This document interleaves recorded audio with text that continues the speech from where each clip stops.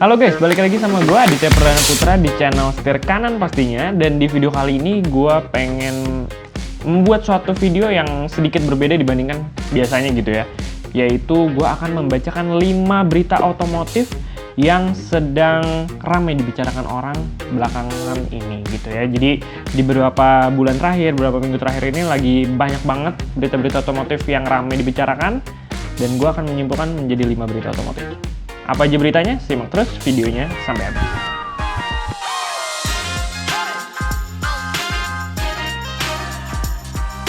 Oke, kita masuk berita yang pertama, yaitu mengenai pabrikan mobil listrik asal Amerika Serikat.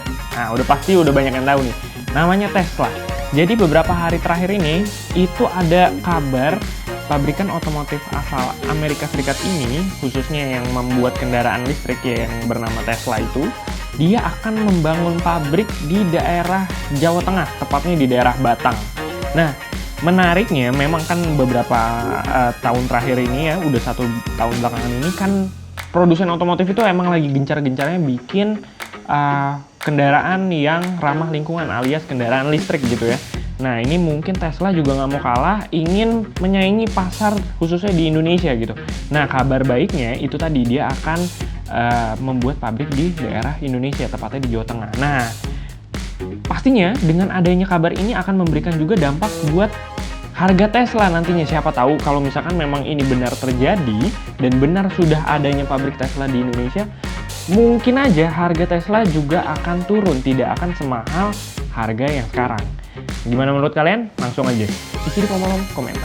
Oke, kita masuk berita yang kedua, yaitu berita yang masih sangat hangat karena memang ini baru muncul beritanya di bulan Oktober lalu gitu, yaitu mengenai perilisan Innova dan juga Fortuner facelift di tahun 2020 ini.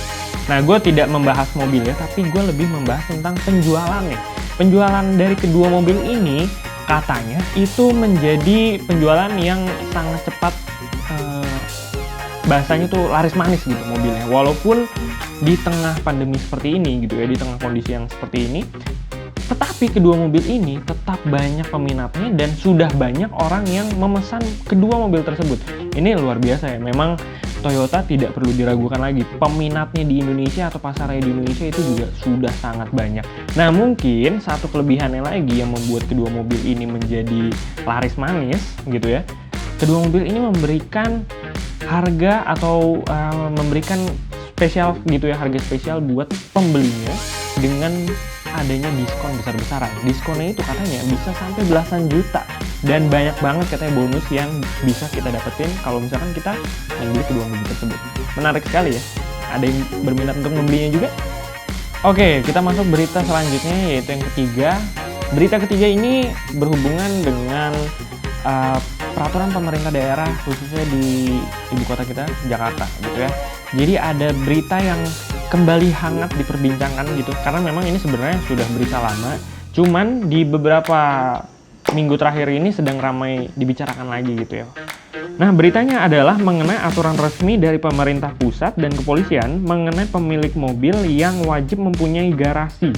Nah, memang peraturan ini tuh sudah lama ya dibikinnya oleh pemerintah DKI Jakarta. Tepatnya Perda ini dibikin tahun 2014 yang bernama Peraturan Perda nomor 5 tahun 2014 tentang transportasi. Nah, peraturan ini karena sudah lama, cuman memang belum bisa berjalan secara maksimal.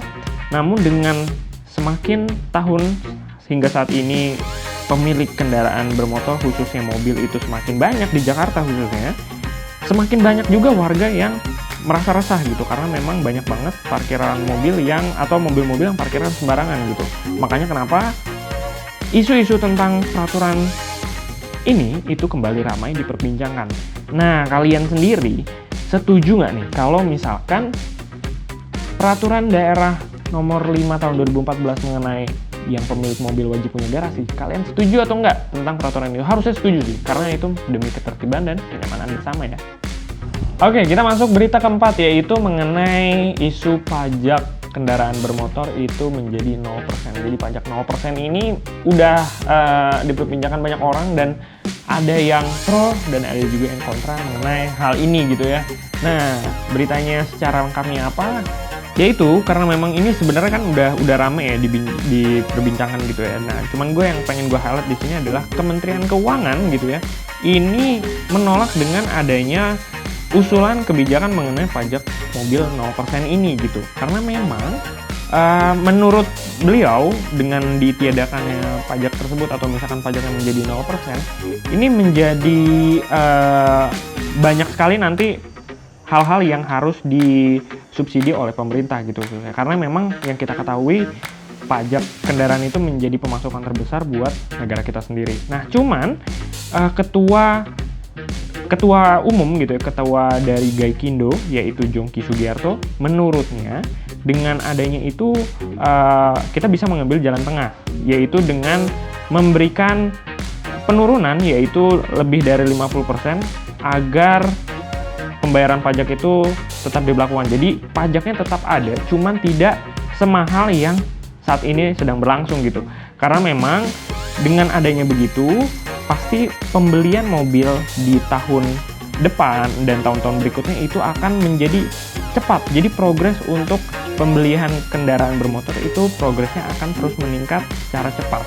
Karena memang kalau terus-terusan seperti ini, menurut Ketua Gaikindo tersebut, menurut Jongki Sugiarto, dengan terus-terusan memberikan pajak yang sangat mahal, maka progres peningkatan penjualan kendaraan bermotor di Indonesia akan terus mengalami progres, tetapi akan berjalan sangat lambat. Itu dia, makanya hal mengenai pajak 0% ini menimbulkan pro dan kontra.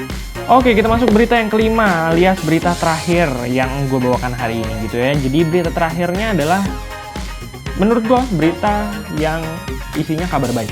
Kabar baiknya khususnya untuk di 11 provinsi ini. Kabar baiknya adalah ada 11 provinsi, khususnya para pemerintah provinsi tersebut gitu ya, itu ingin meringankan beban masyarakat di daerahnya tersebut gitu. Karena ingin tidak menyulitkan dengan adanya banyak tanggungan. Nah, salah satunya adanya pembebasan denda pajak kendaraan bermotor alias PKB atau yang kita kenal dengan sebutan pemutihan. Nah, jadi di 11 provinsi ini yaitu Yogyakarta, Jawa Tengah, Jawa Timur, Jabar, Banten, Bali, Sulawesi Utara, Sulawesi Selatan, Bengkulu, Sulawesi Tengah, hingga Sumatera Selatan itu melakukan kebijakan tersebut, di mana pajak kendaraan bermotor ini itu ditiadakan terlebih dahulu. Jadi meringankan beban masyarakat di 11 provinsi tersebut. Nah, itu tadi 5 berita otomotif yang sedang diperbincangkan banyak orang, khususnya di para pecinta otomotif pastinya. Dan mudah-mudahan menjadi informasi dan wawasan tambahan buat kalian semua yang menonton. Dan jangan lupa like, comment, and subscribe, serta nyalakan loncengnya biar kalian gak ketinggalan video kita berikutnya. Gue Aditya Perdana Putra pamit undur diri. See you in the next video. Bye-bye.